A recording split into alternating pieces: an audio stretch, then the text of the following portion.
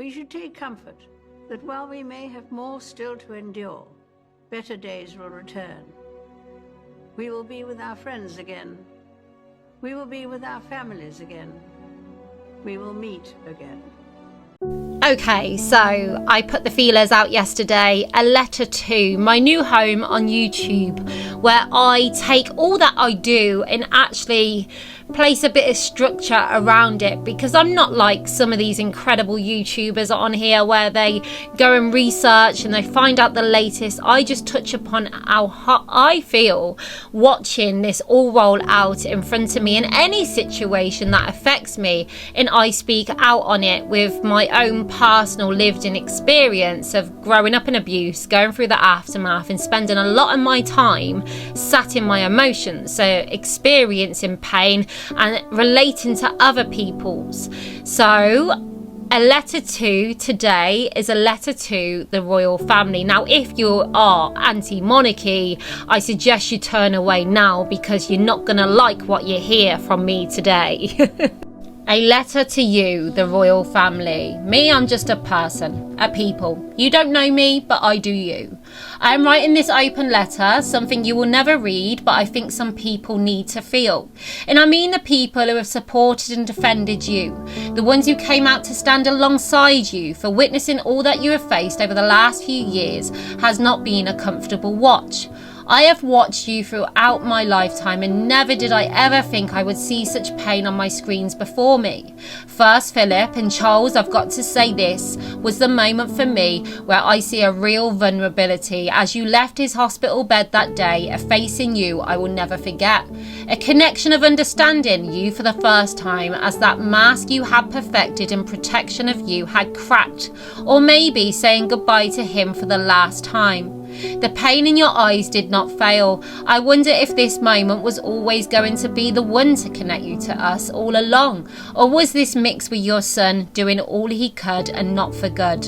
A mix, I think. And then our queen, their granny, your mummy. It was the first most saddening day that even these words could not convey. The only piece I could take from that was the thought of her being reunited with her strength and stay, because seeing her sat alone in that pew that day mirrored the reality of the pandemic on the outside world, and the words she had previously spoken rang true for me. We shall meet again. This day she would. We can't imagine the grief and sadness behind the palace walls. Tell a lie, we can, because we connect to that through losing our own. But being placed on the front pages yet again, we couldn't. To not have that time to cry, obviously this is your normal by now. But still, is it comfortable yet?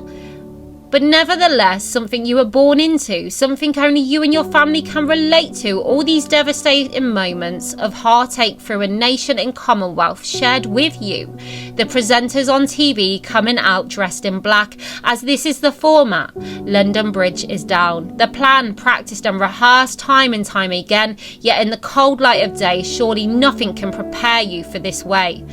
A first for me and mostly everyone else to experience such grief for a woman we knew and grew up to know and see every Christmas day on our TV, and of course a painful visual she wouldn't see herself the day she lost him, her dad, the king, and knowing this will be the same for William and George also.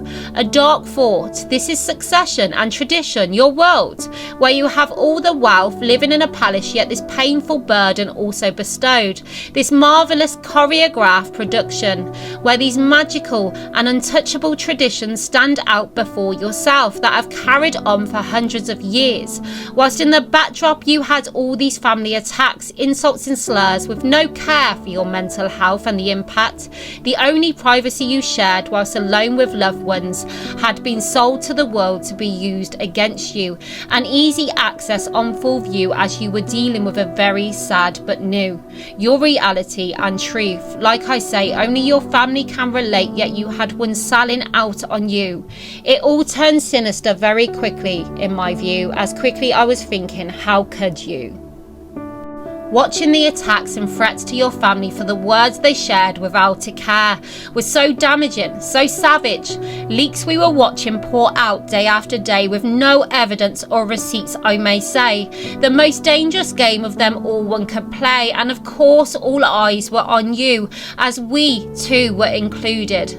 As they got paid to tell them, there must be times where you have wanted to hand it all in, but how could you when she held it for so long and your whole life being prepped to take it on? Her legacy and name passed on, and that's why it all seemed so cold with those two. That honour she maintained and dignity she favoured, that may actually be right now your saviour. A modern slimmed down monarchy was in your sights, not knowing what was to come.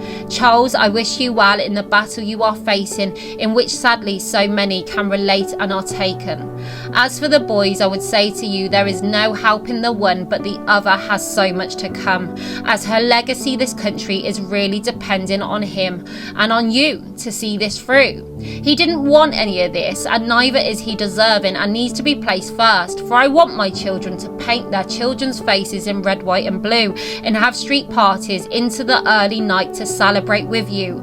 I want them to take pride in where they come from. I was only thinking the other day, my grandparents knew her, your mum, and so did my children, yet they never got to meet one another as time got in the way, but time kept her in place. And for me, that very thought signifies the consistency and continuity, that magic your role brings, as we now all sing God Save the King, from Princess Anne with her defiance and strength to Prince William and Catherine and their soft touch to the people, whoever that may bring. Camilla also, who faced the hate time and time again, yet still stood by your side without fail.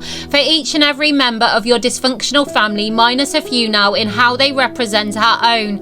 The sheer madness that encapsulates that very word, family. After all, this is one we share. It's in your name and ours also. We all have our own institutions within our own four walls, albeit a lot smaller than yours. But strip it all back, and we are no different. We are just the same. Some more wealthy, some not so much, yet yours is the one most looked up to in a weird, crazy way. From a cup of tea and scones with jam and cream, from elegant attire and delicate jewels and over-the-top pageantry. The charities you support, from homeless to the poor, the Prince's Trust, food kitchens to housing, to young children, domestic abuse and neglected animals also. The list continues. Then the people you award for all they do to help and support. The sea of flags in the hands of the people, waving young and old, when you come to shine a light or simply pop in to say hi. You cost us millions, yet rake in billions. As they all come to capture a glimpse, to be a part of, to see, to believe it. For me, I try and picture Buckingham Palace at the end of that mile, with no flag up, as nobody is home and they chose to leave, or a family member has damaged it so much it no longer remains a future without this crazy family in situ. And I myself have questioned over the last 4 years, with all the pain placed out on my screen, should you be free? And if it ended with her and her reign, maybe there is no place for it in the modern day.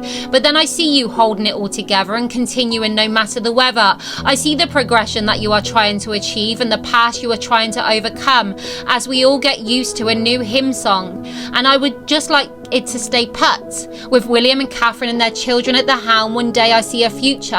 I want a representative for our country, for a government changes day by day, and you are our safe, and that would simply take our magic away. So keep going, keep engaging and growing. Take comfort that the people that matter don't need convincing.